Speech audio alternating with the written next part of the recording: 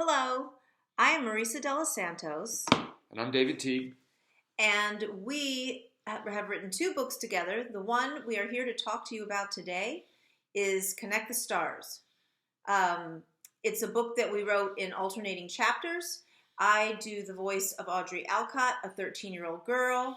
And I do the voice of Aaron Archer. A 13-year-old boy. Thank you. These are two kids who have what they come to refer to as superpowers, extraordinary gifts that set them apart, sometimes in ways that they like, a lot of times in ways that either get them in trouble or that they don't like. Audrey's gift is that she can tell when someone is lying. And here's how she describes it. I could tell when someone is lying. Not just someone, anyone, to anyone, all the time, every time, without trying at all. I could tell if someone was lying the way your typical person can tell if someone is laughing or doing jumping jacks. And I'm talking about every kind of lie. Big, small, planned, spur of the moment, white lies, half-truths, false compliments, faked emotions. I'm sure there are plenty of people out there who think a gift like that would be awesome. How cool would it be to be a walking lie detector? Not cool at all, especially if you happen to think it's nice to like people, trust people, have friends. So that's Audrey's gift. Eventually, it's a gift that gets her into trouble and that she finds harder and harder to live with, to the point where she decides, I don't want to go back to school. At the end of the school year, there's some things that happen that discourage her and upset her and that involve her gift, and she decides, I'm done having friends, I'm done with school, I'm not going back. And I wrote the part of Aaron Archer, who also has an superpower. Aaron has what you might call a photographic memory. He can remember everything, but he doesn't always think about anything. He is very good at spouting facts, but not that good at figuring out what other people need or want, and he's not that great at being friends. Aaron often acts before he thinks, and at some point in school, toward the end of his school year, he uses his amazing memory to help one of his teachers improve her score on a standardized test.